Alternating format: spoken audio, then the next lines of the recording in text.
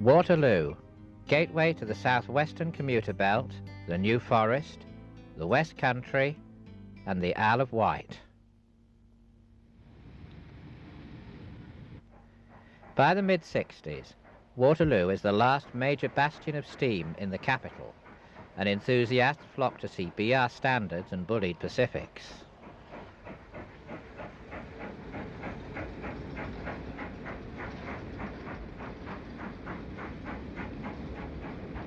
The four-core electric sets have not yet developed the cult following which they will later achieve, and Jeff Todd's film record is appropriate.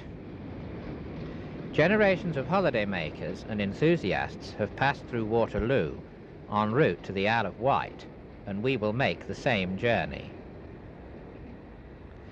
But first, a bit about the island.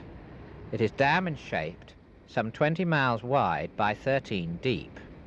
The three principal ports are Cowes at the apex of the island, reach from Southampton, Yarmouth in West Wight, reach from Lymington, and Ryde, a few miles to the east of Cowes, and served via Portsmouth. We shall travel on the Portsmouth route.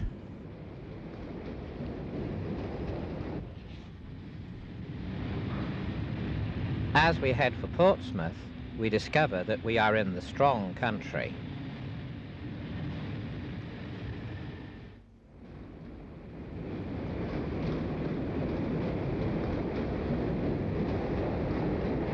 At Portsmouth Harbour Station, it is just a few yards to the steamers which will take us to the Isle of Wight. The paddle steamer Sandown joined the Southern Fleet in 1934, coming from the celebrated Denny Yard on the Clyde.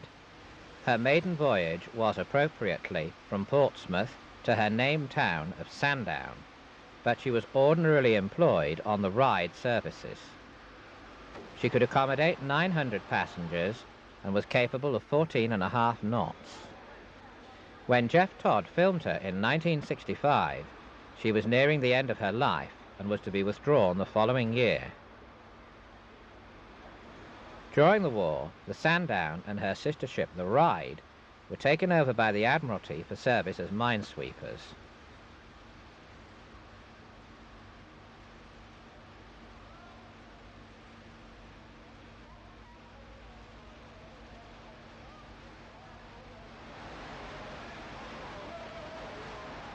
We also see one of the post-war Denny trio of motor ships, the South Sea, Brading and Shanklin.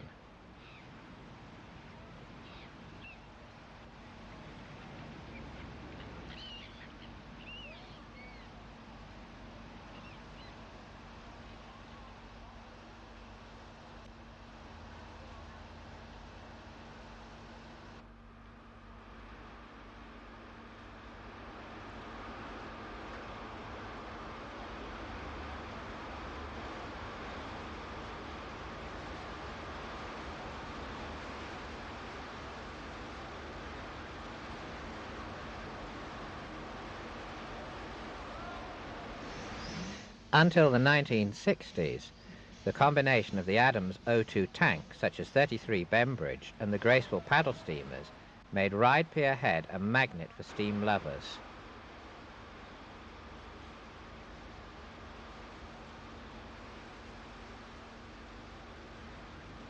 There was a sense of anticipation as the steamer approached Pier Head with its Southern Region green signs. Crowds would disembark and scurry along the platform. Soon there would be a train on its way. But there would be another train before long. 30, Shorewell, pushes the stock down the platform prior to running round at Pier Head. 23 of the Adams O2 tanks were transferred to the island between 1923 and 1949. To suit them for their duties on the Isle of Wight, they received Westinghouse air brakes and in due course extended bunkers.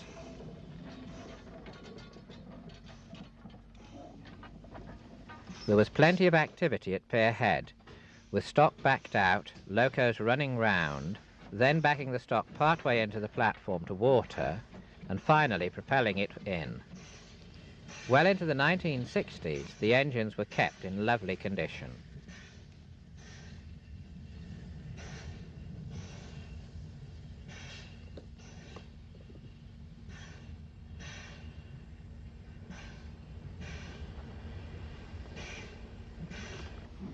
We will join the train for the run to Ryde St John's Road Station. 18 Ningwood makes a spirited departure from St John's Road in 1964.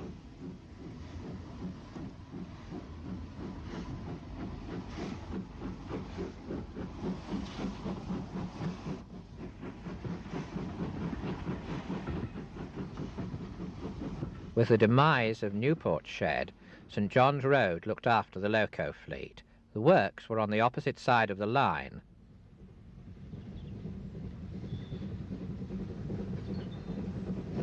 A well-filled Ventnor train approaches St John's Road in 1964.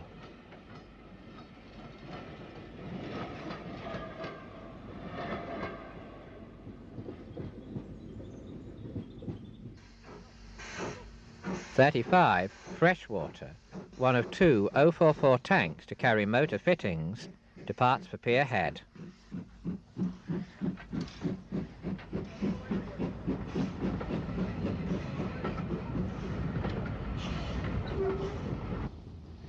St John's Road Bridge provides a convenient vantage point for filming.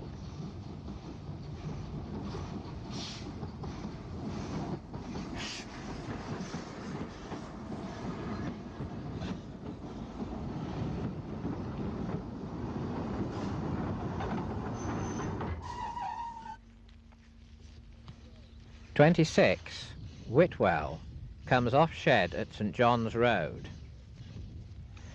The locomotives carried names belonging to towns and villages in the Isle of Wight. 26 will run light to Pier Head. She was the first O2 tank to receive an extended bunker back in 1932.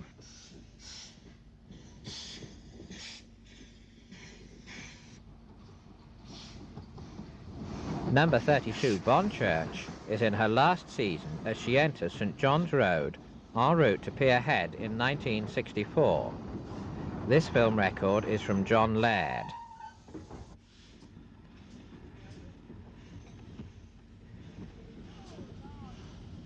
Number 20 Shanklin, one of the first pair of O2s to come to the island in 1923, arrived with a Ventnor train.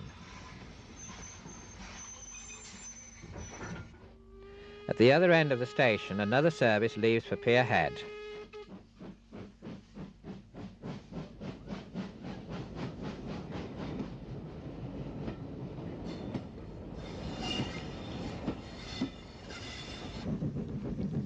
We pull out on the double-track section towards Smallbrook Junction, where we will turn west towards Cowes.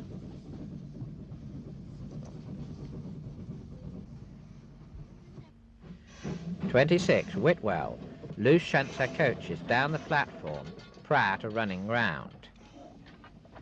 Shunting at all three termini to survive into the 1960s was complex and added to the fun for enthusiasts.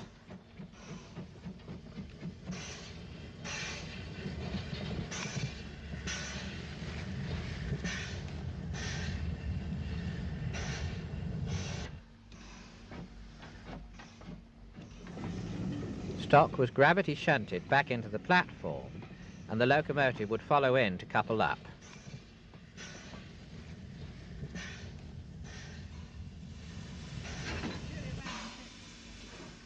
Cowes and Newport Line trains carried white route discs above the left and right-hand buffers. Ventnor trains carried a route disc below the chimney. Roster discs, which gave the engine duty number, were also carried and are added to the diversity. Eventually, 26 is ready to depart.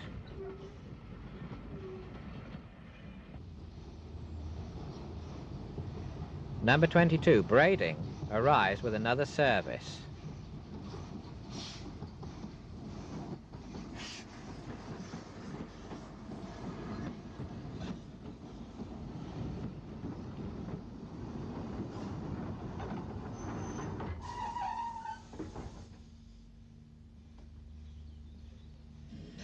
Braiding performs the usual shunting moves, propelling the stock backwards, and will then of course run round.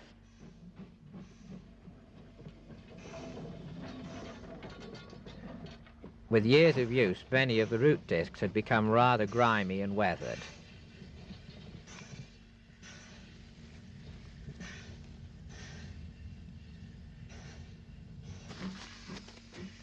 "22 braiding pulls away from Newport and onto the impressive curved viaduct across the River Medina. Major roadworks have obliterated every trace of the railway in this area.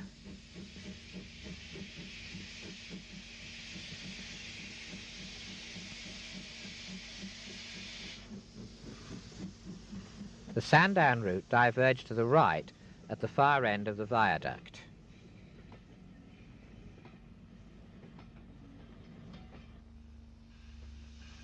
Number 29, Alverstone, enters Newport with a coal train from Medina Wharf, for coal continued to be moved by rail well into the 1960s.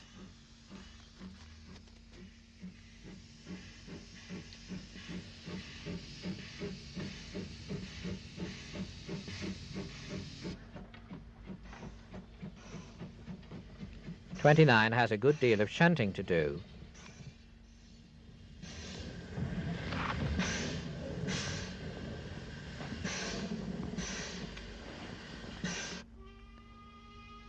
As no new wagons had been delivered to the Isle of Wight for many years, traffic continued to be handled in old wooden-bodied wagons, was one of the last places on British railways where such vintage stock was to be seen.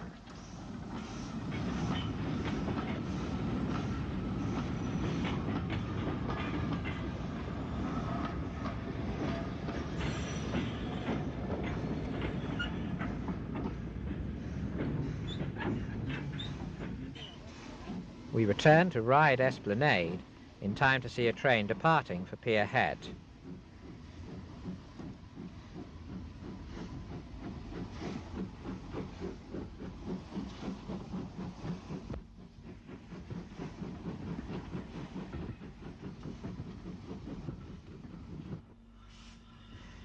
"26 Whitwell comes in from Pier Head en route to Cowes.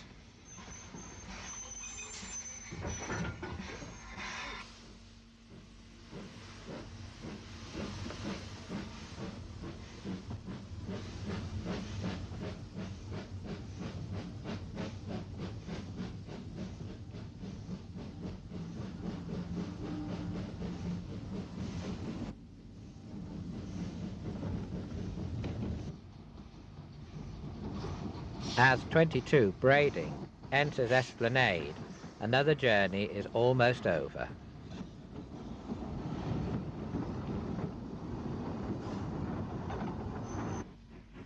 It is time for another trip with a quick look at Ryde St John's Shed.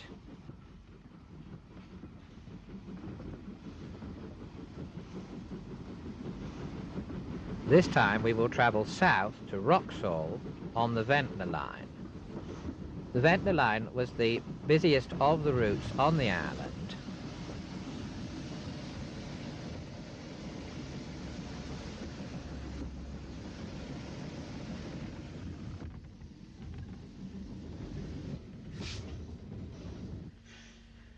With the intensive services, trains frequently crossed at Wroxall.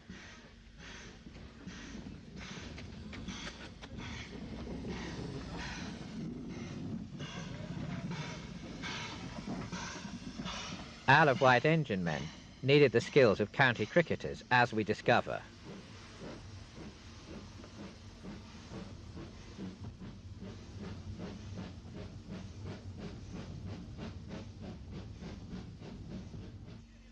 Journey's end is Ventnor, where number 21, Sandown, will water before running round. One platform had normal access, but a second island platform had neither a footbridge nor a subway. Passenger access is via a ship's gangway, which must be removed before a train or engine can run by. It is another peculiarity of the Isle of Wight system. Departure from Ventnor was always dramatic, with the tunnel just beyond the station throat.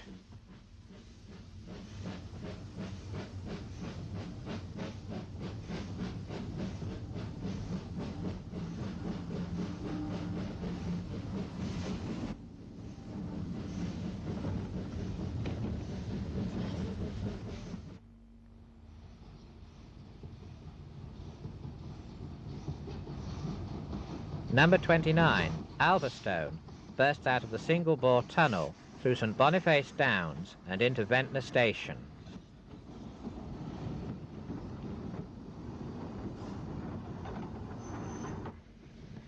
We will head back to Ryde, crossing another Ventnor train en route.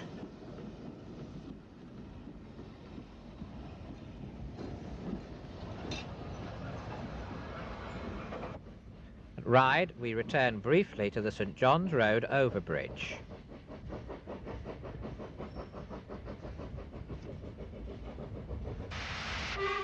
John Laird visited the double-track section from Ryde to Smallbrook Junction. 30 Shorewell heads for Ryde. In winter, Smallbrook Box was switched out and the two lines were worked as parallel single tracks from St John's, reducing line capacity but saving on manpower. 29 Alverstone heads for Ryde.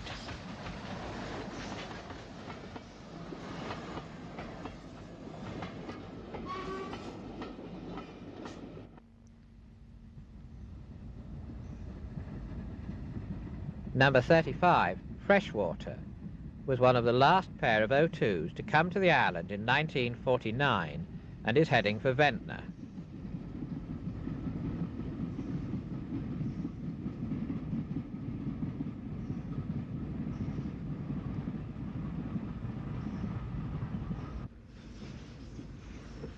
"32 Bonchurch calls at St John's Road before pulling away for Pier Head.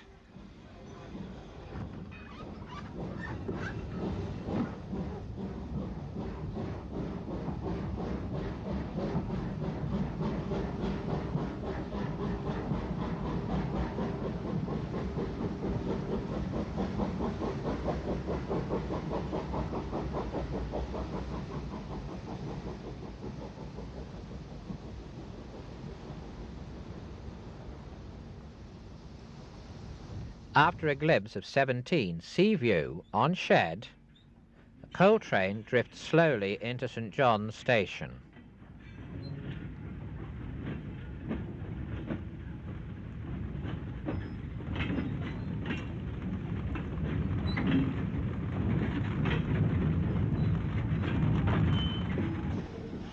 We will join a train for Pier Head,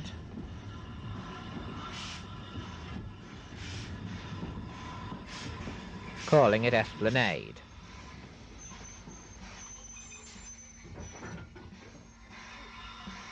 At Pier Head, number 22 Brading will propel her stock clear of the crossover before running round. The Westinghouse pumps made a characteristic panting noise, which added a great deal of charm and interest to the island's railways.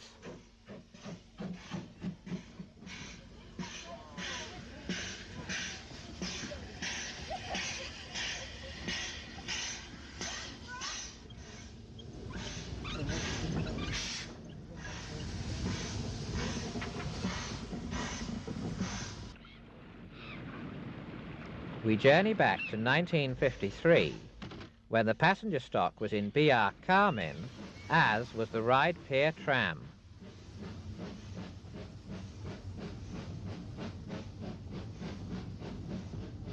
It is not yet summer, and Smallbrook Junction is switched out, the crossover dull and the signal arms removed. At Sandown, there's plenty of stock in the sidings adjoining the Isle of Wight Central line.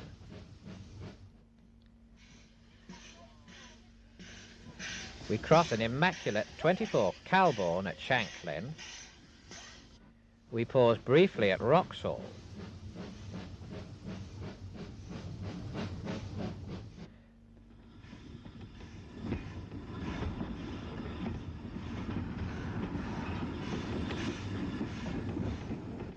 At Ventnor, we have a real treat with some of the few known film clips of number 19, Osborne, was drawn as long ago as 1955. The Bembridge branch train arrives at Brading.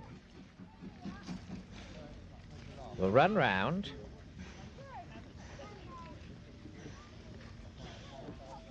The Bembridge branch diverges from the Ventnor line at Brading. There is one intermediate station, St Helens.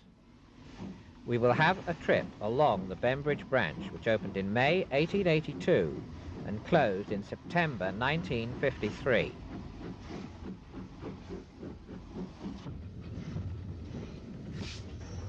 The intermediate station, St Helens, was an impressive location.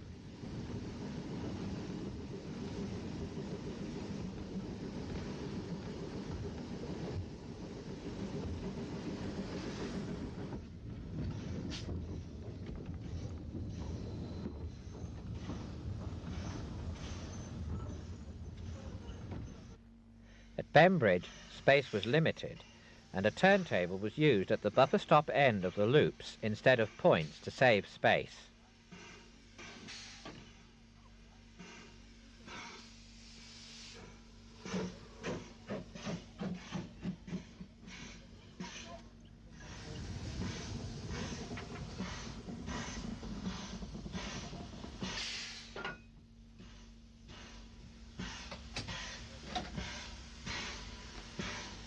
The line was built by an independent company, but worked from the outset by the Isle of Wight Railway and taken over by that company later on.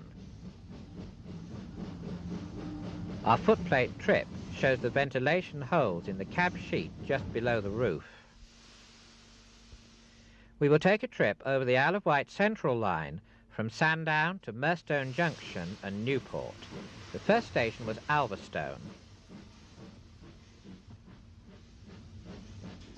Newchurch comes next. Services ceased over this section in 1956. Horringford was another pretty little station serving a few scattered houses. At Murstone, the IWC branch from Ventnor West curved in. This had closed in 1952. Shide was the last station before Newport.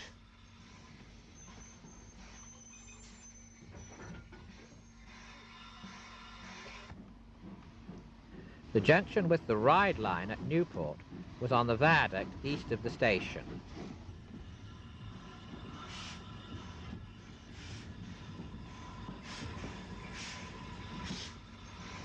The sheds are visible to the right.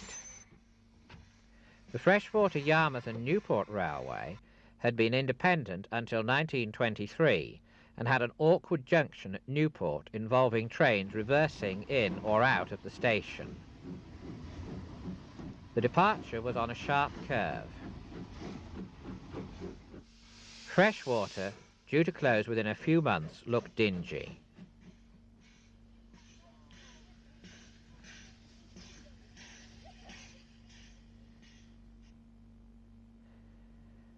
After the closures of the 1950s, the Cowes Newport Ryde and Ventnor Shanklin Ryde lines survived.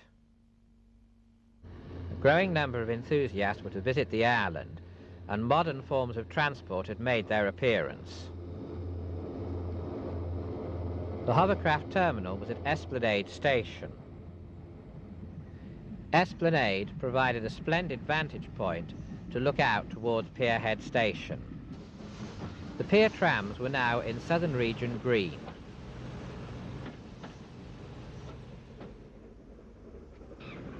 A Ventnor train is approaching Esplanade.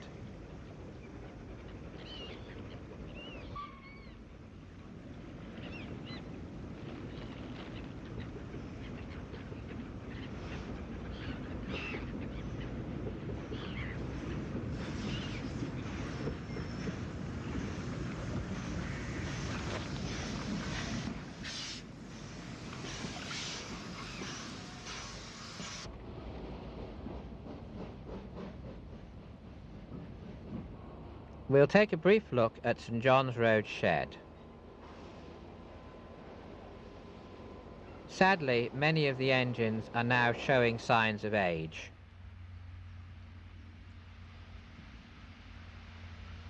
A Ventnor train is climbing away from Ryde St John's, her destination clearly indicated by the route discs.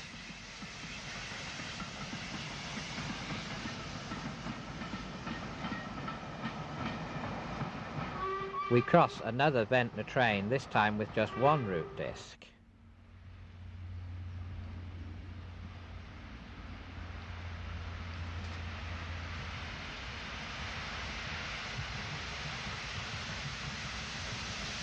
Ryde St John's approach. Number 35, Freshwater, picks up the staff at speed at Smallbrook Junction. How did this fascinating system evolve? As we journey to Ventnor, let us find out. The first section to open was the Cowes and Newport in June 1862. This became part of the Isle of Wight Central Railway in 1887.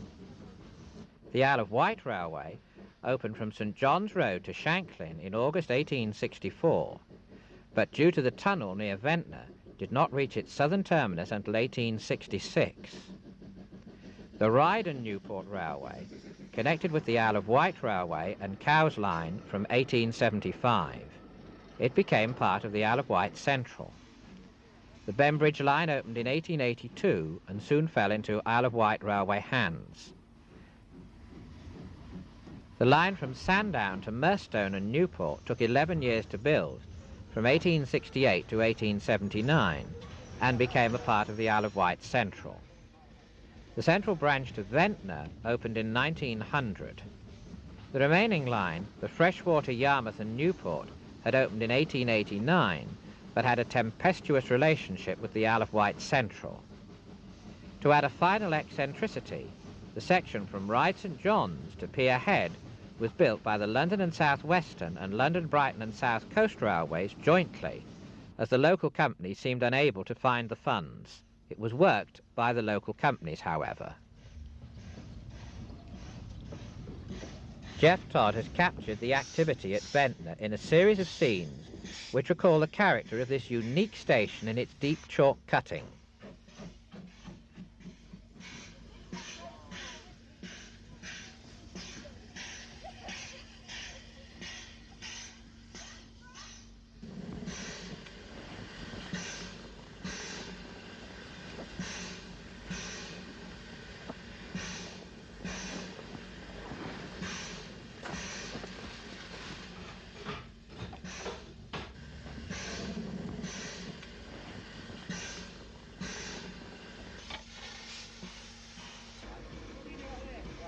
Ventnor Tunnel, although it has not seen trains for many years, continues to serve a useful purpose for public utility services.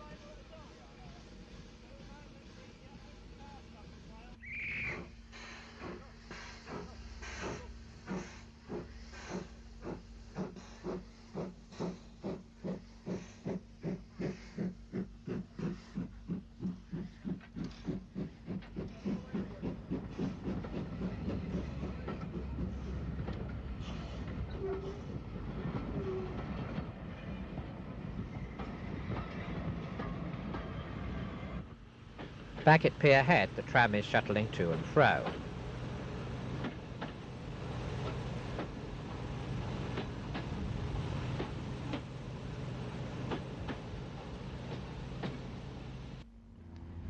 By 1965, the railway is showing signs of weariness, but engines still have a hard task and will continue to work until electrification of the Ventnor route as far as Shanklin is completed. The rest of the system is doomed to abandonment.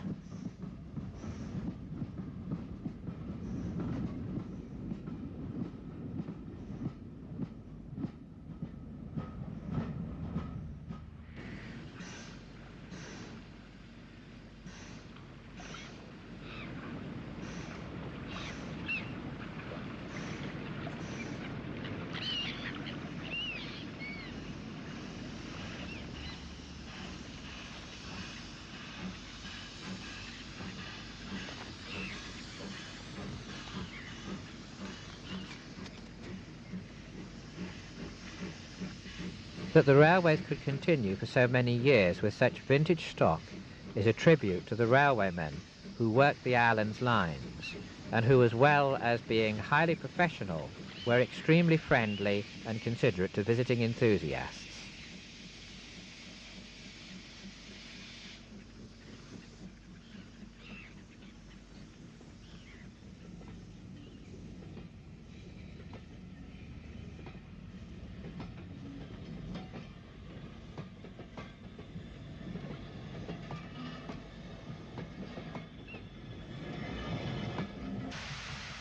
"26 Whitwell heads south with another Ventnor working, her smokebox badly rusted.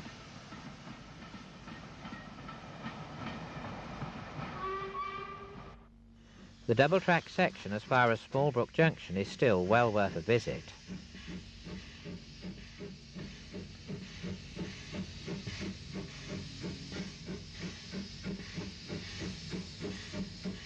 The passenger stock was in Southern Region green and was all maintained at Ryde Works. To see the carpenters maintaining vintage stock of this age was a fascinating experience. Whitwell approaches Smallbrook with a Ryde train.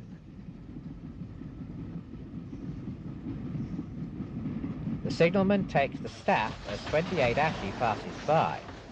21 Sandown leaves Smallbrook en route to Ryde as a southbound train waits in the distance.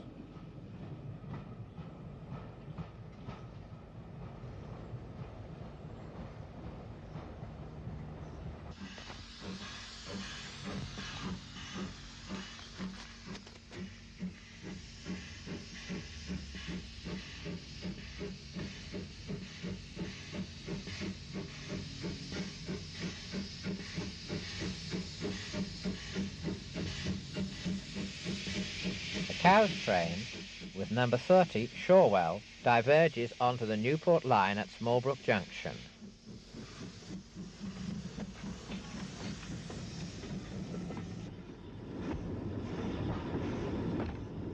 The Cows route provided attractive views of the River Medina.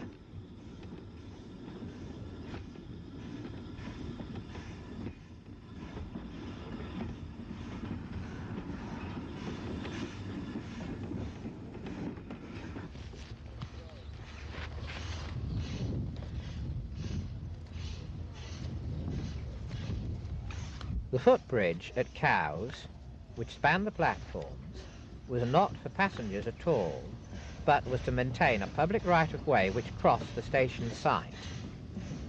It also provided a convenient location for photographers. Cowes Station was on a sharply curved site.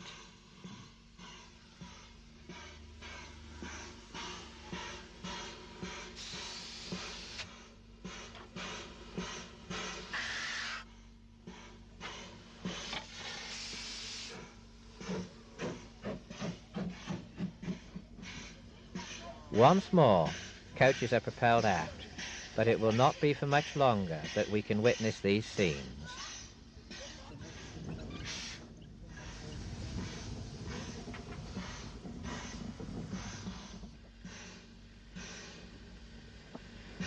The station has not seen a visit from the weed-killing train for a long time.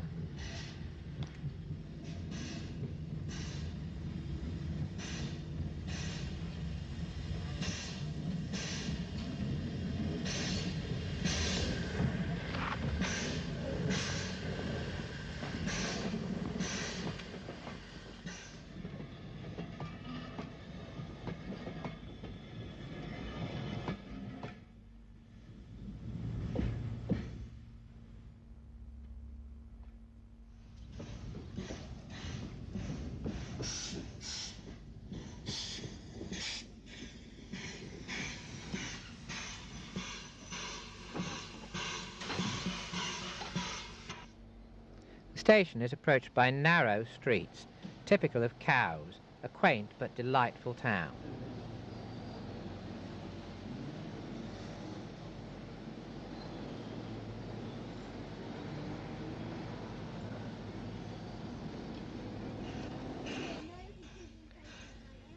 Holiday makers board the train for the journey back to Ryde. Soon it is departure time.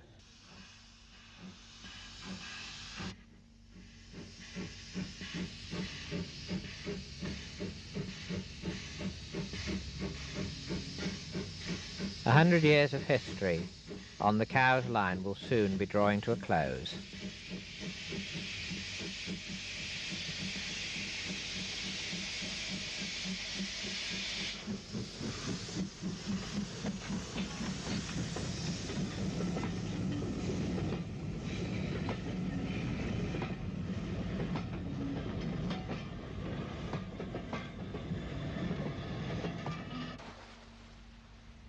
Although the system was run down, it still offered plentiful opportunities for the photographer, as at Sandown, where the line ran beside a park near the cliffs.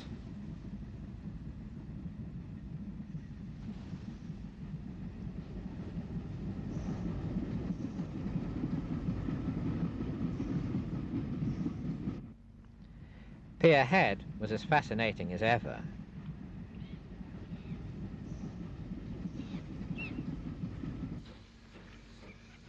The low evening sun makes an evocative scene.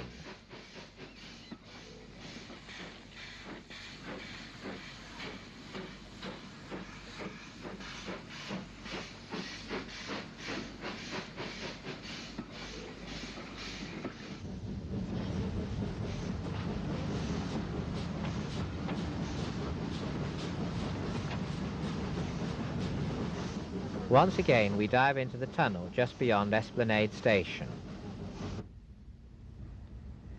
St John's Road Bridge provides a vantage point again.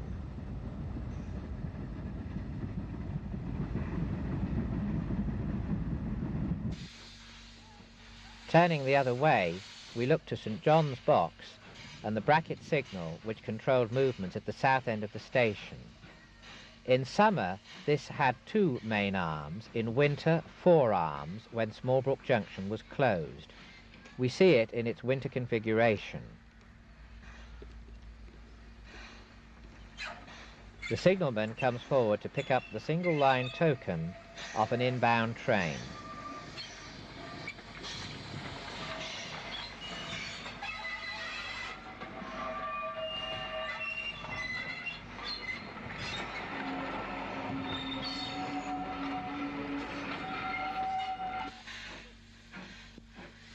Double track was installed by the Southern Railway between Brading and Sandown to facilitate handling the heavy services on what was otherwise mostly a single track system. Until the 1960s, the Ventnor line carried a quarter-hourly service with an hourly service to Newport and Cowes. On summer Saturdays, additional trains terminated at Shanklin. Because of loading gauge restrictions, modern BR stock could not operate on the island, and until the end of steam, almost 70 LBSC or South Eastern and Chatham bogie coaches were in regular use. In this programme, you may have seen the large coach set numbers. There were 4 Newport sets in the 60s, 485 to 488. The 7 Ryde sets ran from 490 to 500. In winter, they were all 3-coach formations, but in summer, the Ventnor sets were increased to 6 vehicles. Extra coaches might be added as required. The existence of this large fleet of pre-group Brighton and South Eastern passenger stock, together with former LSWR tank engines, gave a unique character to the island lines.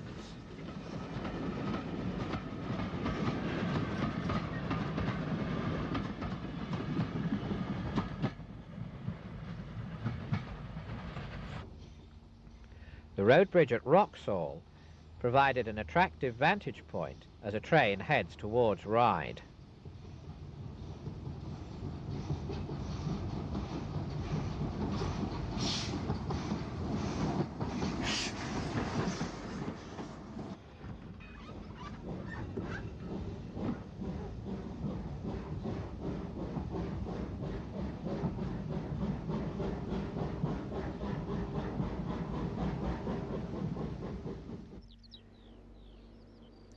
Today, Ventnor Station is an industrial estate, and trees have grown up above the tunnel mouth, so these views cannot be repeated.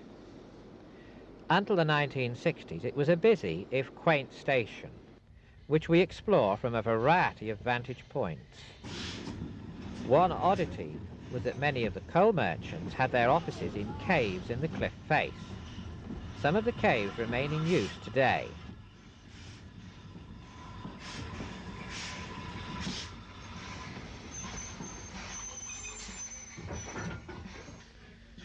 If you knew the island lines in steam days, you will relive your own memories, as well as enjoying the scenes you are watching.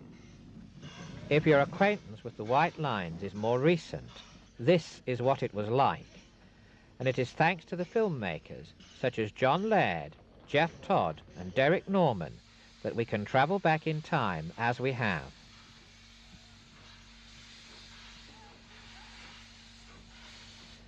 Quite a lot of climbing work was involved in getting these scenes.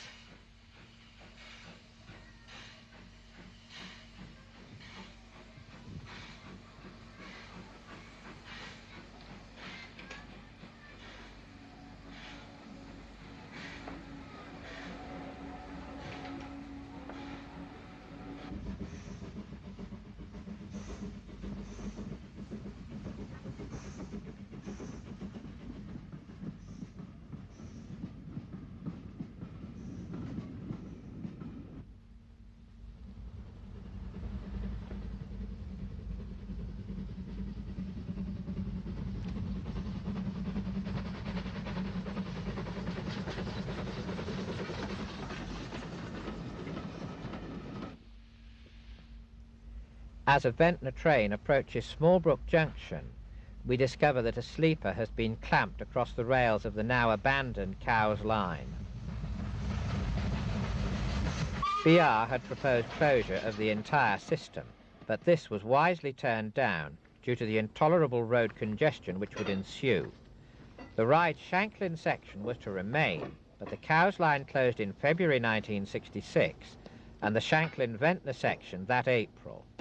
The Adams O2 tanks were very elderly, and BR decided to replace them with 1923 London Underground stock, which was surplus due to LT modernisation plans. Electrification work commenced in the last months of steam operation.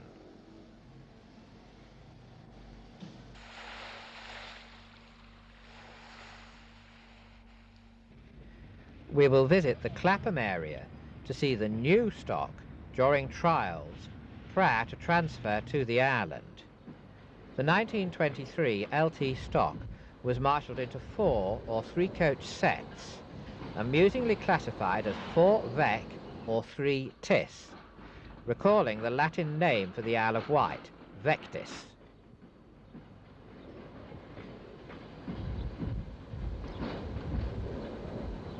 The stock originally appeared in BR Rail Blue, later in two-tone blue and grey, and finally in Network Southeast colours. Derek Norman filmed one of the dwindling band of O2s just north of Smallbrook in 1966. Paintwork was now shabby, and nameplates had mostly gone. However, a lingering pride in their steeds had led to homemade replacement plates on many engines, so the delightful island names, implemented at the behest of A.B. MacLeod during the 1920s, were to survive. Enthusiasts were now plentiful, as were special trips, but as the weeks rolled by, the system became ever more tired. To those who knew the island just a few years earlier, the decline was tragic. Steam services ended on the 31st of December 1966. To facilitate electrification work, no trains ran until March 1967.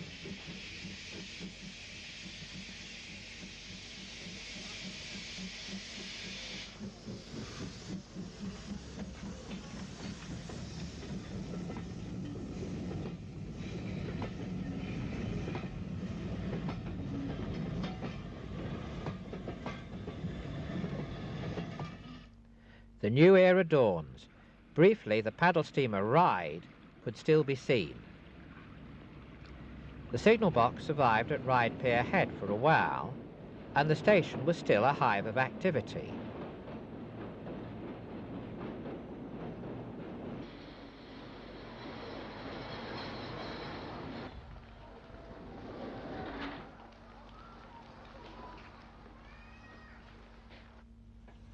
The Ryde Pier tramway also survived for a time, and although the steam trains had gone, there was still plenty to look at.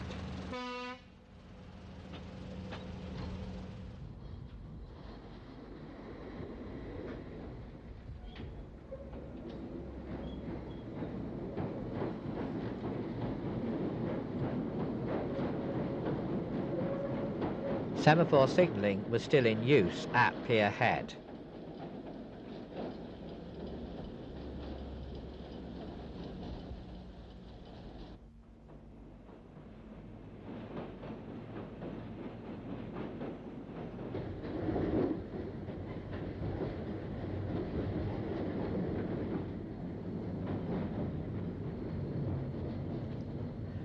Both platforms were still in use at Esplanade, for many passengers took the train from Pier Head and transferred to Road at the adjacent bus station. Beyond Esplanade, the underground sets became underground once more, as they dived under Ryde through the tunnel. This has always been a restricting feature of the stock which could work on the island.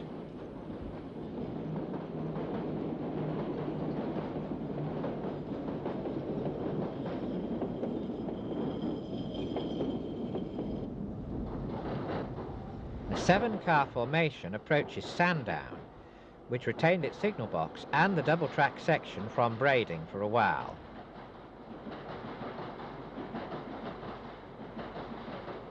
A red disc was used in place of a tail lamp. Southern influence remained strong.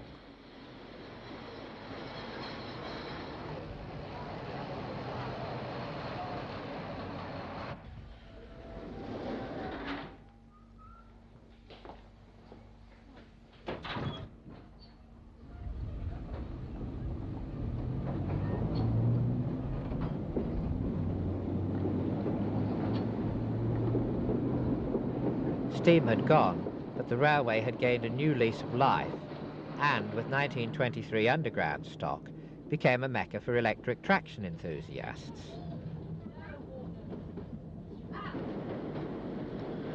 At Esplanade, another set starts away towards Pier Head. In the distance, the paddle steamer Ryde is awaiting her passengers.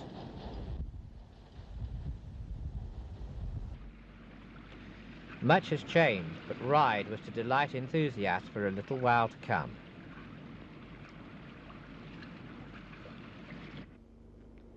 By the late 1980s, the 1923 underground stock was nearing the end of its life, and thoughts turned to new stock.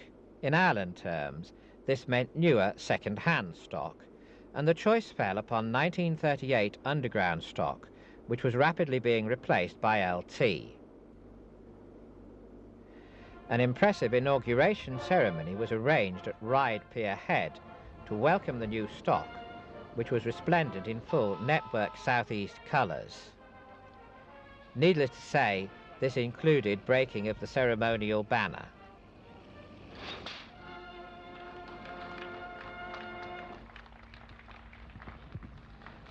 The media were well represented. A special press trip on the 51-year-old new stock had been arranged. After steam services ended in the 1960s, preservationists had rebuilt and reopened the section between Wootton and Haven Street.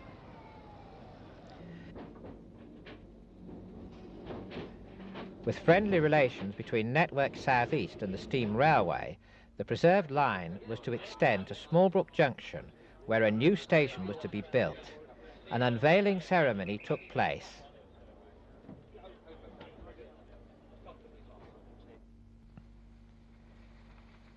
Today, Island Line trains call it the new platform at Smallbrook.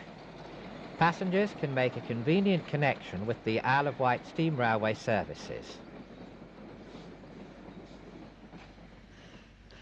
These reached Smallbrook in 1991. As well as number 24 Calbourne, the last surviving Adams O2 tank, the steam railway acquired 2 former Brighton Terriers, both of which had seen service on the island. Number 8 Freshwater had been sold by the Brighton to the LSWR, leased to the Freshwater Yarmouth and Newport, then sold to the FYN. It came into southern ownership, returned to the mainland in 1949, and after service at Hayling Island, became a static attraction at a pub. She was finally restored as number 8 Freshwater, a truly remarkable career for a fascinating locomotive.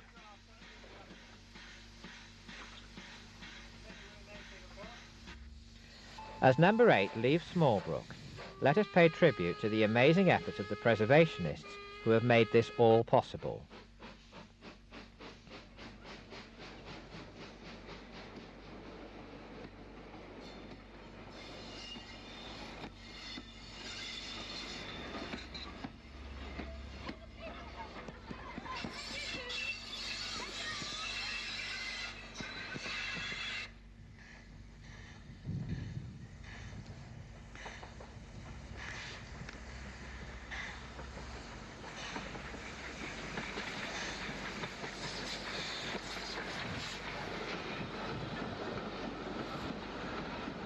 Ashley Station owes its present form to a BR rebuilding due to subsidence of the old platform.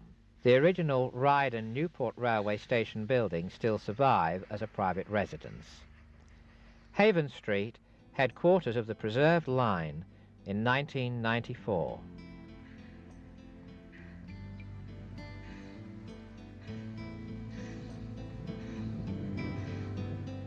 Number 8 enters the station from Wootton, as she has done for many years in the past and will for many years to come.